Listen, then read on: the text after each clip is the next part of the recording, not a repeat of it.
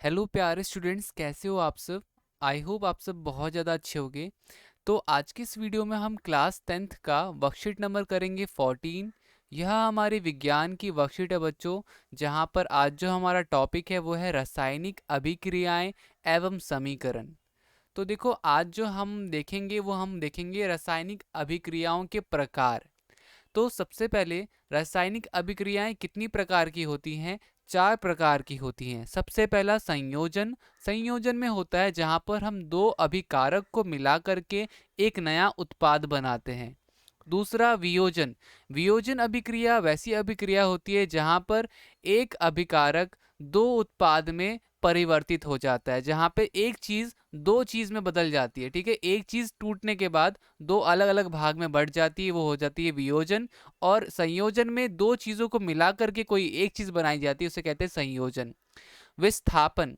बच्चों, विस्थापन में आप देखोगे कोई एक चीज होगी जो दूसरे को हटा देगी। जैसे यहाँ पे आपने देखा ए बी और सी था ना, तो सी ने बी को हटा दिया और बी की जगह पे खुद आ गई। तो देखो, यहाँ पे देखो आप, सी ने क्या किया, ए के साथ जो बी था बी को हटा करके बी को अलग कर दिया और खुद ए के पास आ गई, तो इसे कहते हैं विस्थापन। ठीक है, स्थिति को चेंज कर देना, बदल देना। तो ए बी का अब क्या हो गया, ए सी हो गया, और बी का सी का बी हो गया। द्विस्थापन में क्या हो जाएगा, जहां पे दोनों ही जो अभिकारक हैं एक दूसरे से विस्थापित हो जाते हैं, डिस्प्लेस हो जाते हैं। अब ए का क्यों, ए किससे हो गया, ए डी से हो गया, और बी किससे हो गया, बी सी से। तो यहाँ पे दोनों ने ही अदला बदली कर ली। ए ने अदला बदली कर ली डी के साथ, और बी ने अदला बदली कर ली सी के साथ। तो यहाँ पर क्या होता है, तो यहाँ पर बेसिकली पहला वाला जो होता है आखिरी वाले के साथ मिल जाता है, और दूसरा वाला पहले वाले के साथ मिल जाता है। तो इस तरीके से ये द्विविस्थापन अभिक्रिया हमारी कहलाती है। अब जरा बात करते हैं उपचयन की। उपचयन अभिक्रिया ऐसी अभिक्रिया होती है जहाँ पे ऑक्सीजन जो होता है बढ़ जाता है, और अपचयन में जहाँ पे हाइड्रोजन जो है वो बढ़ जाता है। ठीक है, अब जरा आगे देखते हैं, आगे क्या दे रखा है, संयोजन अभिक्रिया। तो देखो, ये मैंने बताया था, यह एक प्रकार की रासायनिक अभिक्रिया है। इस अभिक्रिया में दो या दो से अधिक अभिकारक मिलकर एक नया उत्पाद बनाते हैं, जहाँ पे दो या दो से अधिक अभिकारक जो हैं वो एक नया उत्पाद बनाते हैं। उदाहरण के लिए, कोयले का जलना, वो क्या होता है, C+O2, CO2। H2 और O2 से पानी बनता है, तो H2 और O2 से बन गया पानी। ठीक है, कार्बन डाइऑक्साइड और जल के संयोजन से पौधे द्वारा खाना बनाया जाता है, प्रकाश संश्लेषण। ठीक है, और वायु और नमी के संपर्क में आने वाले लोहे में जंग लगना, तो ये भी क्या है, तो ये भी आपका एक तरह का संयोजन अभिक्रिया है। अब जरा बात करते हैं ऊष्माक्षेपी अभिक्रिया। अब ये कैसी अभिक्रिया है, जिन अभिक्रियाओं के दौरान ऊष्मा उत्पन्न होती है। ऊष्मा मतलब बच्चों हीट। ठीक है ना, इसको इंग्लिश में कहते हैं हीट। तो जिस अभिक्रिया में ऊष्मा उत्पन्न होती हो, हम उसे क्या कहते हैं, तो हम उसे ऊष्माक्षेपी अभिक्रिया कहती हैं। ठीक है बच्चों, आई होप आपको समझ में आ गया होगा ऊष्माक्षेपी अभिक्रिया किसे कहते हैं। तो देखो, अब अगला आगे देखते हैं, आगे क्या दे रखा है। तो आगे दे रखा है आपका यहाँ पे कुछ ना कुछ प्राकृतिक गैस का जलना श्वसन का ऊष्माक्षेपी अभिक्रिया है। ठीक है, अब आगे दे रखा है, ये जो बच्चों रिएक्शन, ये अपनी कॉपी में फटाफट लिख लो, ये प्राकृतिक गैस का जलना है। ठीक है, प्राकृतिक गैस जब जलती है तो उसमें क्या होती है, ऊष्मा उत्पन्न होती है, तो इसलिए इसको हम ऊष्माक्षेपी अभिक्रिया कहते हैं। तो आई होप बच्चों यह सब तो आपको समझ में आ गया होगा।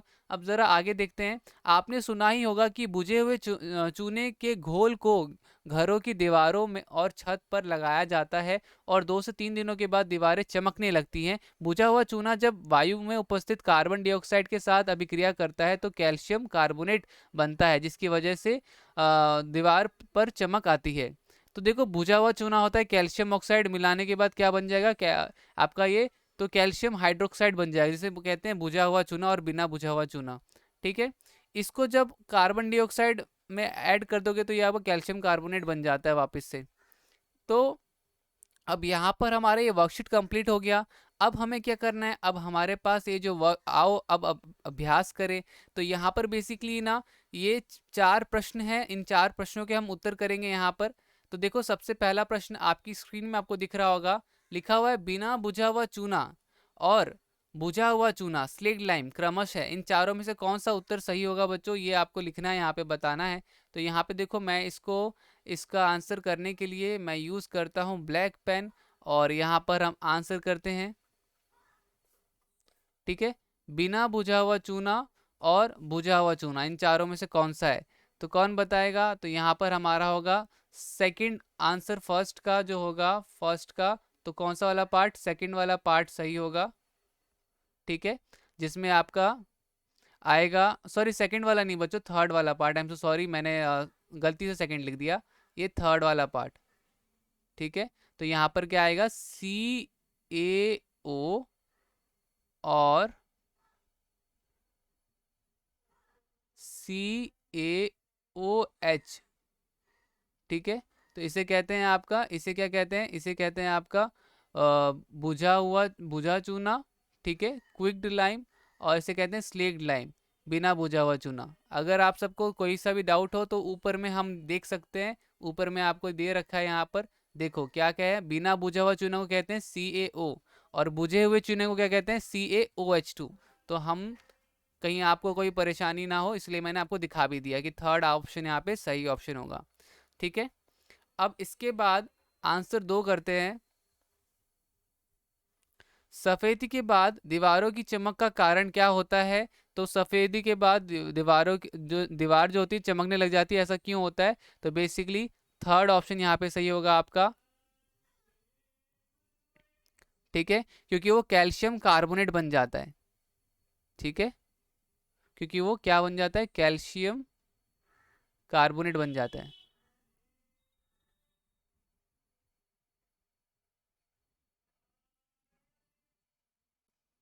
ठीक है बच्चों, थर्ड ऑप्शन सही होगा यहाँ पर भी और यहाँ पर भी, ठीक है। अभी तक के लिए थर्ड ही ऑप्शन सही है। अब वापस से देखते हैं।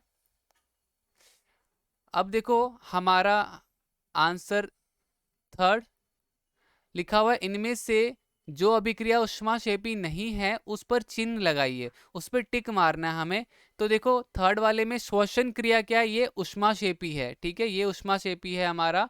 और मोमबत्ती का जलना ये भी ऊष्माक्षेपी है, तो बच गया कौन, बच गया थर्ड वाला। तो थर्ड वाला हमारा क्या होगा, तो आंसर थर्ड का वापिस से थर्ड पॉइंट होगा, लोहे के टुकड़े को पानी में डुबोना। बच्चों लोहे के टुकड़े को पानी में डुबोने से कोई किसी तरह का ऊष्मा उत्पन्न नहीं होता है, हीट जनरेट नहीं होता है। ऊष्माक्षेपी अभिक्रिया कैसी होती है, जिसमें हीट उत्पन्न हो, ऊष्मा उत्पन्न हो, ठीक है। तो यहाँ पे तीसरा होगा, लोहे लोहे के टुकड़े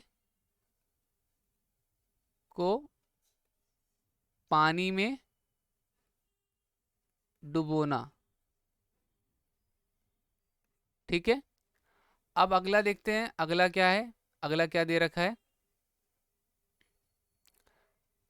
तो अगला देखो, अब हमें बताना है इनमें से, इन तीनों में कि कौन सी ये अभिक्रियाएं हैं, ठीक है। तो अभी जस्ट देखो हमने यहाँ पे पढ़ा था, हमारे पास 4 तरह की अभिक्रिया होती है। वीडियो को पॉज करो और मुझे बताओ 4 तरह की कौन सी अभिक्रियाएं हमने पढ़ी थी, ठीक है। तो वो 4 तरह की अभिक्रियाएं यहाँ पर हमारे काम आएगी। तो बेसिकली बच्चों हमने जो पढ़ा था वो 4 होती है। सबसे पहला होता है संयोजन, ठीक है, फिर दूसरा होता है वियोजन, विस्थापन और द्विविस्थापन, ये 4 होते हैं। तो अब यहाँ पे देखो दो चीज़ों को मिलाया जा रहा है तो एक चीज़ बन रही है, तो ये क्या हो जाएगा, तो पहले वाले का उत्तर हो जाएगा आंसर 4 का फर्स्ट पार्ट का जो उत्तर होगा वो क्या होगा, तो ये हो जाएगा संयोजन। दो चीज़ों को मिला करके कोई नया उत्पाद बन रहा है, दो अभिकारक को मिला करके नया उत्पाद बन रहा है, तो ये संयोजन होगा,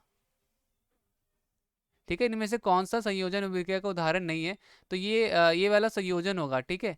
तो ये तो संयोजन होगा। अच्छा हमें बताना है कि इसमें से कौन सा नहीं है।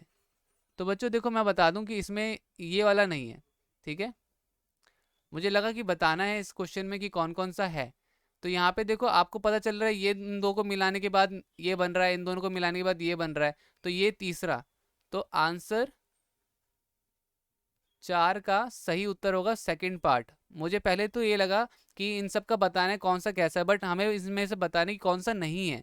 तो ये देखो सेकंड वाला होगा AgNO3 प्लस NaCl, जो है AgCl प्लस NaNO3।